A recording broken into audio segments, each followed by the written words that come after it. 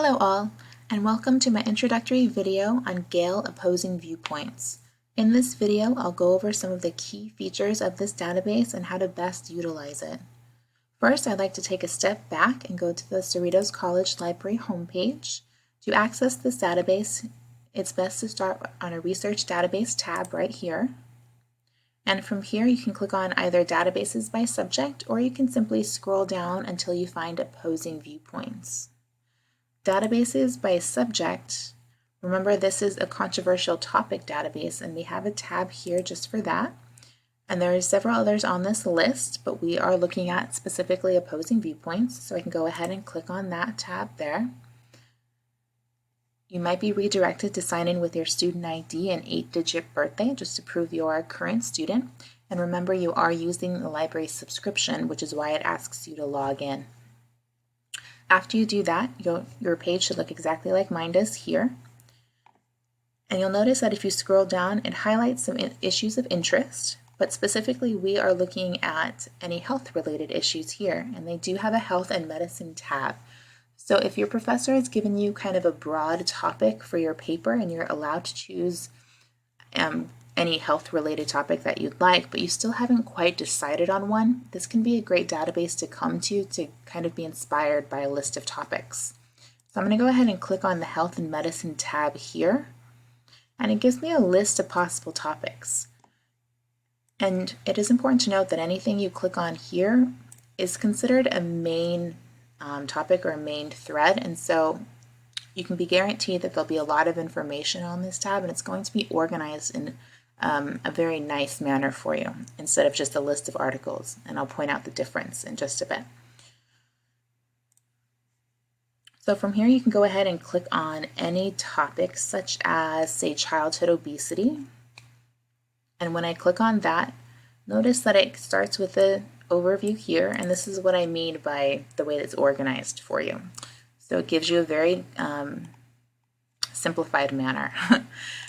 So you got an overview, and if you click on read more, this actually takes you to an encyclopedia article, which is in and of itself a source that you could use for your paper all by itself. This is one source that you could use. Go ahead and click on that. So this is taking you to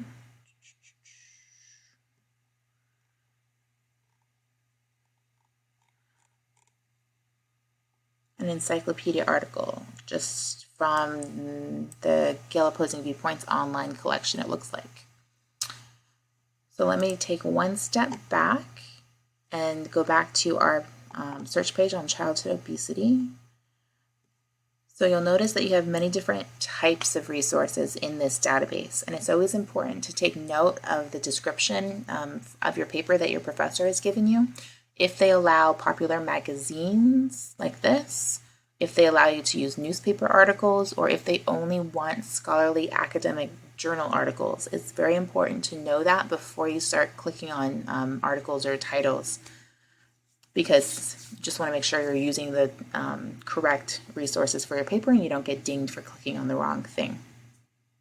But you'll notice that they also have statistics, they have videos, primary sources, audio, websites that they'll redirect you to, reference or encyclopedia articles. There's a lot of information on this one page in this one database. So this is why it's kind of nice to click on some of those main topics, because it's organized very neatly for you here in all these different boxes. Do you see?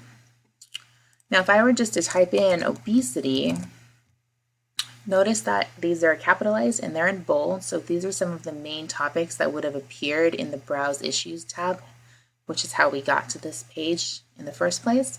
But you can also just do a generic search for any of these subject terms that pop up here as suggestions.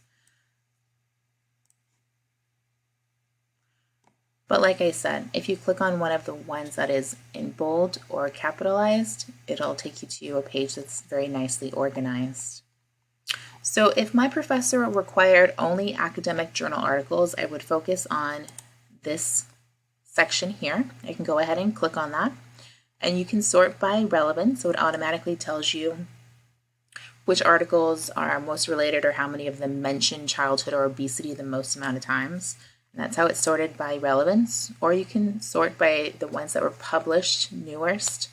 You can sort by document title, which you probably won't use very often, or content level. If you only wanted something that was either easy or difficult, you could do that as well. But you'll notice that you have filters over here on the right-hand side, which you can do a lot of these same filters as well. So if I only wanted something that was published perhaps in the past year, because I know my topic changes quite frequently, childhood obesity may or may not fall into this category, but if you have other topics that do, this could be a very good option for you. Or you can customize it something within the past, say 5 years. You could choose to do that as well. Now, childhood obesity is still a fairly broad topic. So if I wanted to limit it down a little bit more, but I wasn't quite sure how to limit it down or maybe what they're talking about in relation to this topic, clicking on the subject tab here is a really good way to get ideas for a direction to go in for your research. For instance, I could have a paragraph on body mass index, or I could have a chapter on type 2 diabetes about how childhood obesity can lead to type 2 diabetes later in life. I could have a paragraph or a page dedicated to elementary school students, parenting styles. I could have a paragraph dedicated to how childhood obesity and exercise kind of correlate with one another. So this can just give me an idea of other things that I could research as well. So if I wanted to click on the exercise subject term, 29 of these 444 articles mention exercise as a main topic. So if I limit myself to these, you can see how you can get much more narrow as you go on. When you find an article that you like, for instance, I really like number 1, hypothetically, and I want to use this as a source in my paper, what I always recommend students do before you start reading, always email it to yourself. And every database that the library pays for will have either an email, a share, or a send to button, and they all refer to emailing it to yourself. So always be on the lookout for that. So you would just click on here, and you'll notice that you can either directly save it to Google Drive, or you could just type in your email, and this could be any personal email, Hotmail, Yahoo, Gmail, etc. Just type in your email address here. It already gives you the title in the subject line, and then notice that it gives you the full text of the article in that email. So that's all you have to do and able to send it to yourself. Because remember, you are currently signed in under the library subscription. So if you happen to close your laptop or you walk away from your computer for a couple hours, this tab will probably not be active. It'll log you out after a certain amount of time for security purposes. So it's always good to send the article to yourself so that you don't have to go to the library homepage. Again, you don't have to click on Gale again. You don't have to search for this topic again. You don't have to find this article again. You don't have to repeat this entire process if you email it to yourself. So I just want to give you that helpful hint right there, because it's a problem I've run into with a lot of students in the past. So once you find an article that you like, always email it to yourself. You have a shortcut to the citation here, although the MLA citation will be included at the end of the article and the email. But if you're using APA, it's always a good idea to kind of click on the different citation styles, and then you could perhaps copy and paste this into your reference or works cited page as you go along.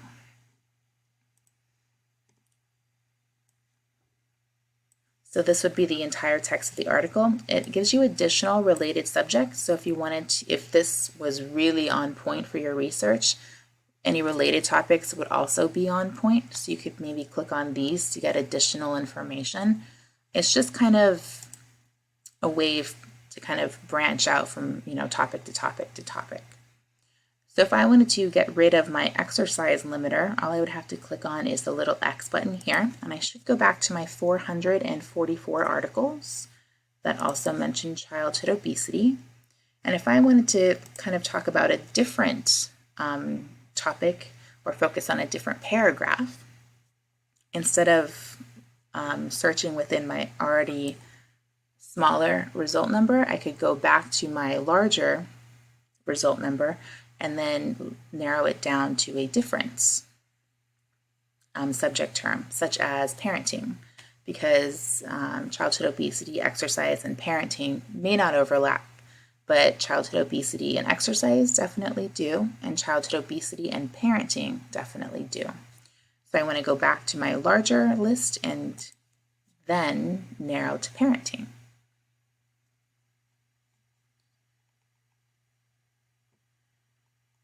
And notice underneath each of the article titles, you'll have a list of the authors. You'll have a list of where this article was originally published. So this is coming from Frontiers in Public Health. This one is coming from PLOS One, which is a free online journal.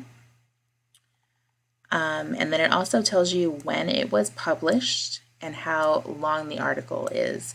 And then it also gives you an idea of how difficult the article is going to be to read. So this one is a level 5, and it is out of 1 through 5. So it's the most difficult, just to give you an idea before you click on anything.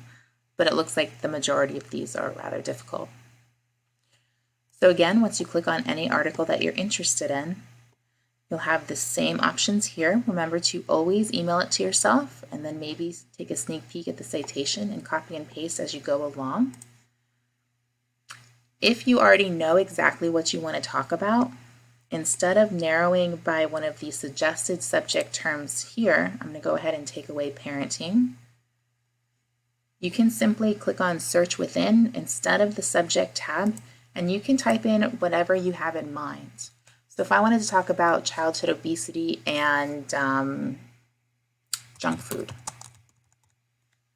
let's see what they talk about in relation to junk food. So I have 20 articles that mention junk food. Oh, this one's 6,000 words. That is quite a hefty article, so that could be a good resource. Oh, and it was published in April of this year, so it's long and very current, so that could be an excellent resource to use.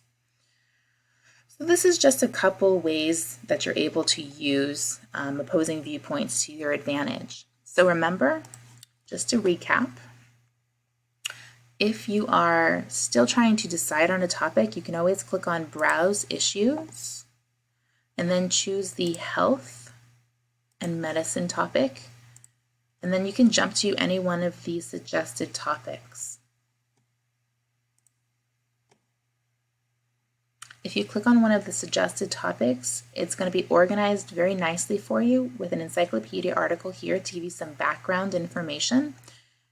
And then remember that you've got all these different types of sources, and you should always check with your professor which ones you're allowed to use and which ones you should steer away from. So always take a look at the instructions for your research paper before you start clicking on articles.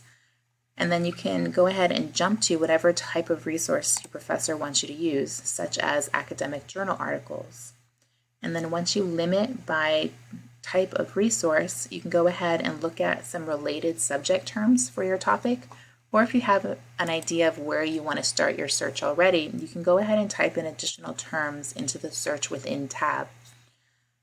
Remember to always look at what year it was published in, how long the article is, and then how difficult the content level is depending on your familiarity with your topic. This could be important. And then also remember that once you click on the article you're interested in, always send it to yourself, and that way you don't have to kind of repeat this process again, but it'll be waiting for you in your inbox, which is very handy. And then also remember that you will always have citations for your articles in Gale, which can save you a lot of pain and trouble later on.